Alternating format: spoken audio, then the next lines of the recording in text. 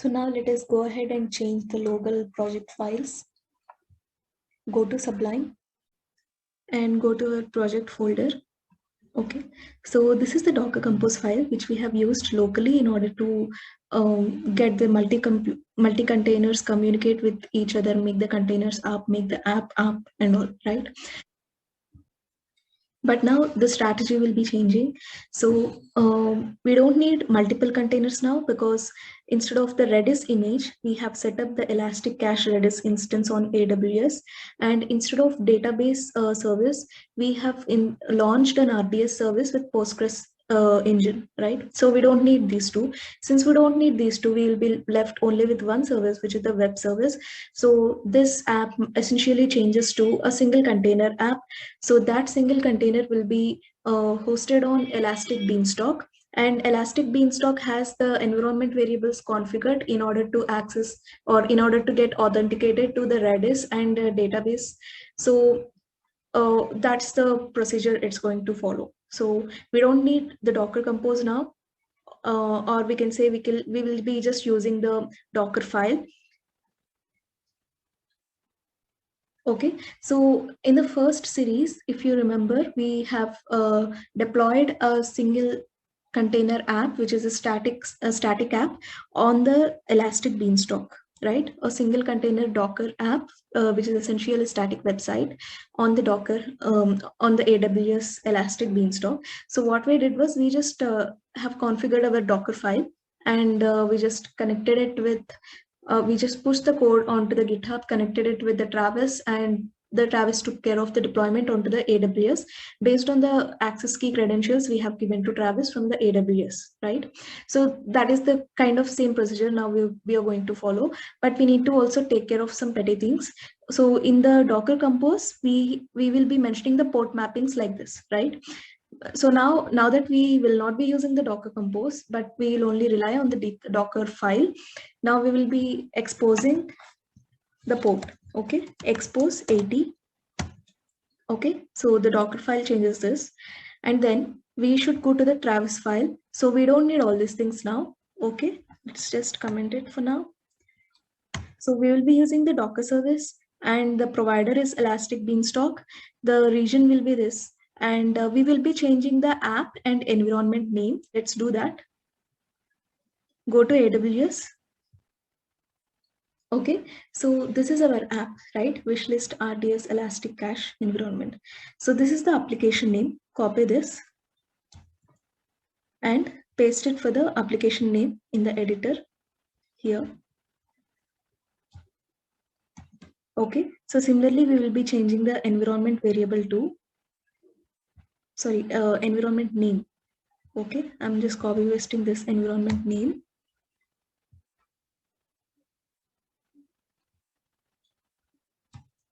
So we use the same AWS access key and secret key as we have used for the previous project, because here in this project also we will be pushing the code onto the same GitHub repository which was linked with the Travis previously, but we will be changing the branch name so that it will be able to differentiate between the two branches. So whenever if you want to run the previous project, you can just change the branch here and do. Okay, the bucket name, we can either use this or something else. So I will just change it.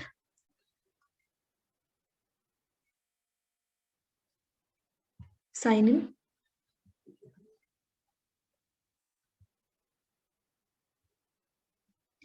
Click on S3.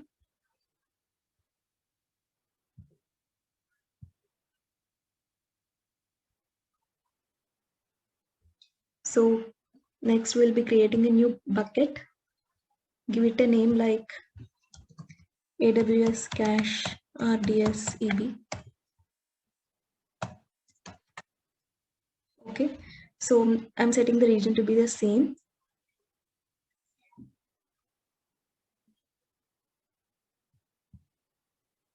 Okay, create bucket. So it's created now. Just copy paste this name, and we will use this in the bucket name of this. Save it. and we will just leave the bucket path to be the same, and let the branch be AWS. I'll just set the kind of same name.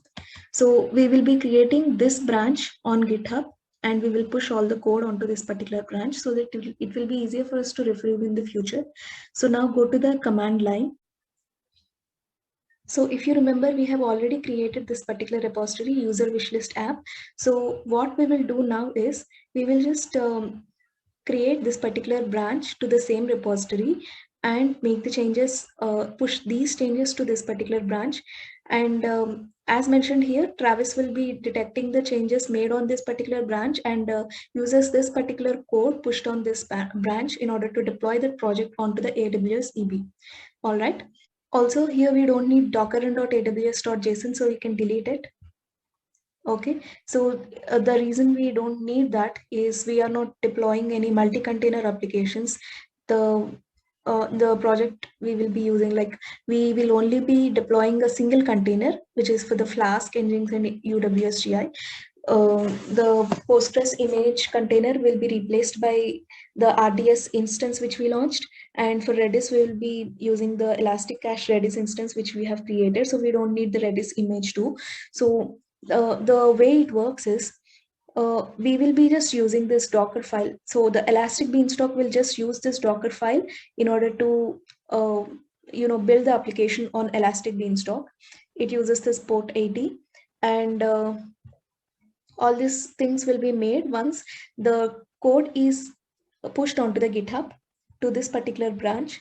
And upon making changes to this particular branch, the Travis will be able to detect the changes and will be able to access the EB using these keys.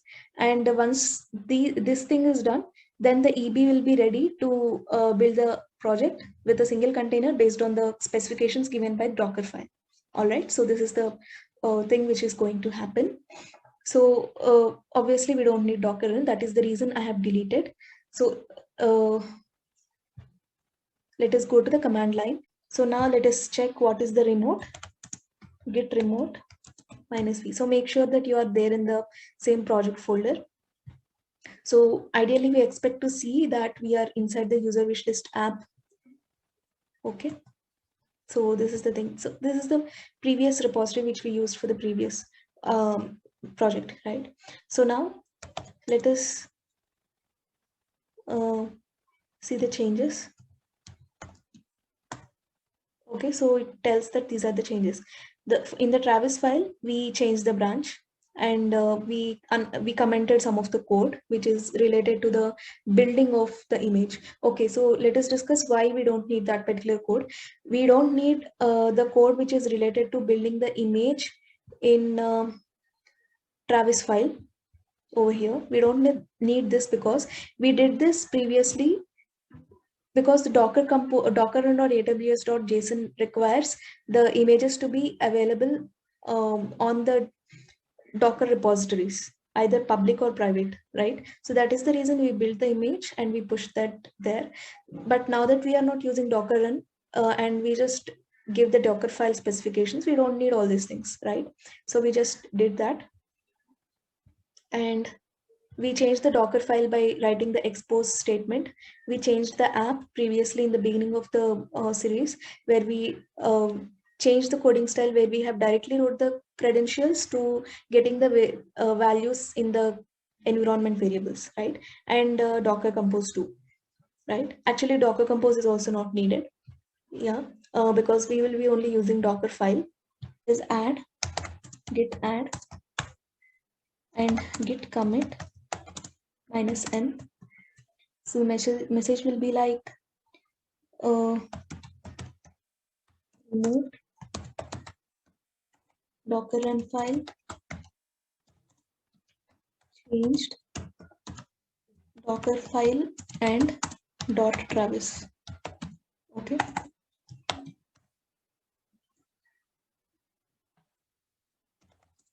Git push origin, and the name of the branch is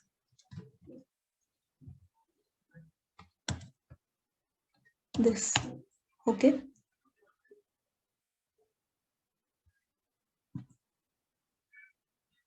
seems to have pushed. Let us go to GitHub and check it. So it shows this, right? Okay. So now let us go to Travis and like check it.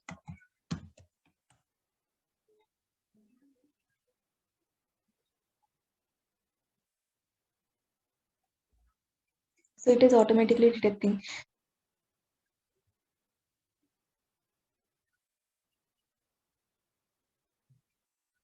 So this is done. Now go to AWS, Elastic Beanstalk.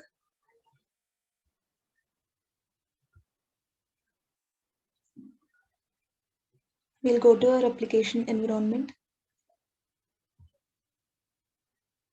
So it's already gray, right?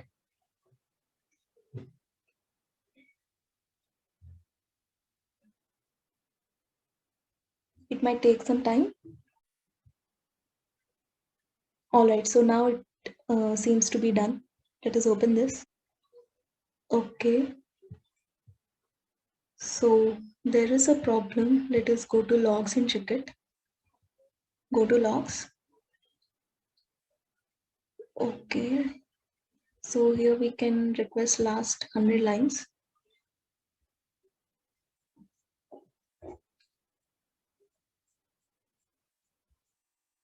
Click on this. So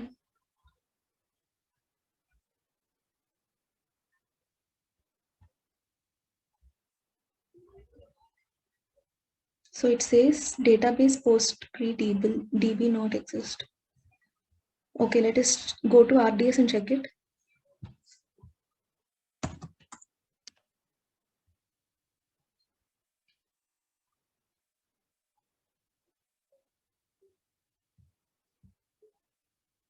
Sign into the console. RDS.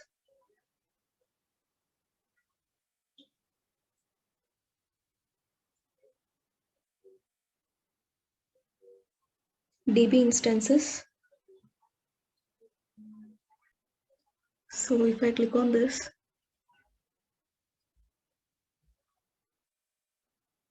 configuration. So the database name is PostgreSDB. Copy it and go to Elastic Beanstalk configuration.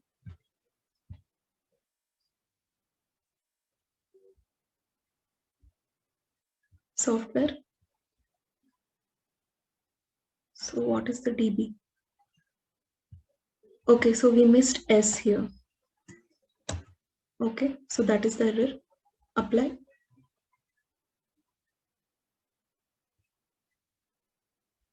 So hopefully this time it should work better. Like it should work as expected. So again, the environment is getting updated. Again, it might take some time.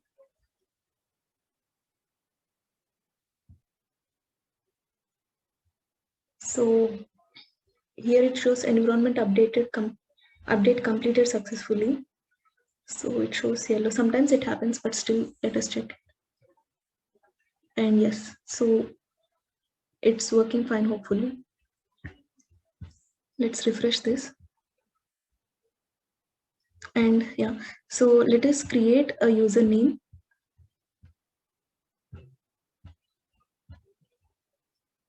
Okay, so if I click on keys,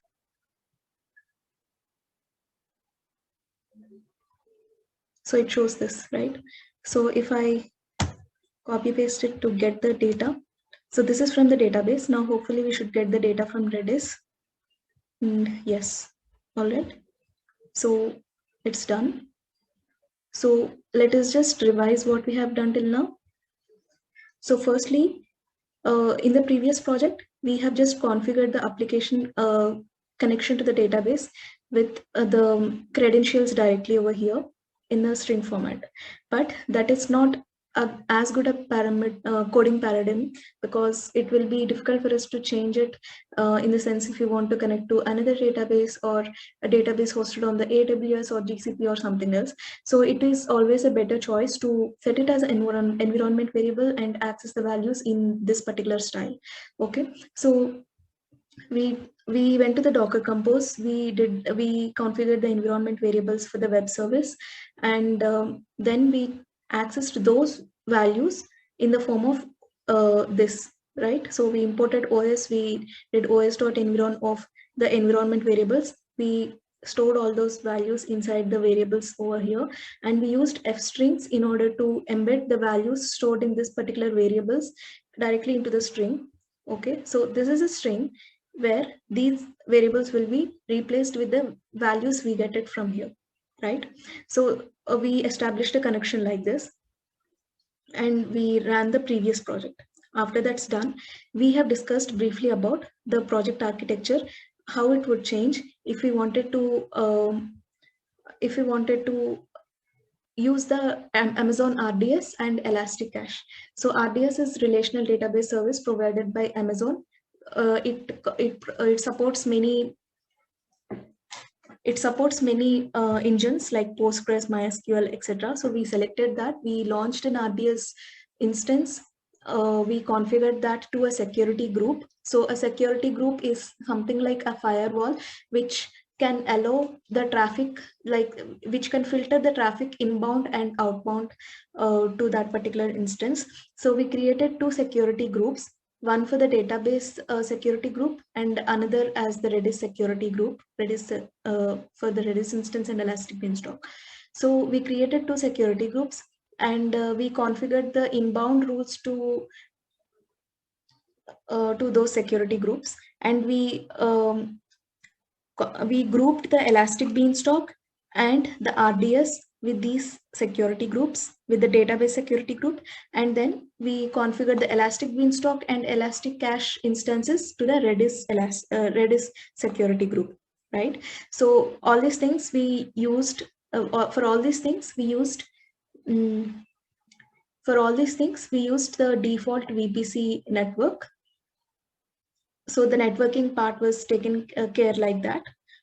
Then we have configured the Elastic Beanstalk with the environment variables to access the credentials of the database we created and the Redis instance we created, right? So using those environment variables, we will be like the Elastic Beanstalk will be able to access the credentials of the database and Redis and embed that values over here, because on the Elastic Beanstalk, we are launching a single container which hosts the code for our Flask app, Nginx, UWS, GI. All right. So in that single container, we will be having the application as it is, and the container itself has these environment variables, because on the Elastic Beanstalk, we configured the environment variables. So once we launch an Elastic Beanstalk, once we launch the container with this particular application, the container will be having the environment variables as configured by us in the environment tab of Elastic Beanstalk. And using this coding snippet, we will be able to access the environment variables set by us in the Elastic Beanstalk instance. All right. So as it is again, so instead of using this particular format, like in the local, we can do all these things when we are using the images. But when we want to use the AWS resources, it is that way we followed. So we just configured the environment variables in the Elastic Beanstalk instance, and we accessed those values with this os.environment and embed those values over here. So that is the way the connection was established. And then when we opened the application, it was working fine. All right.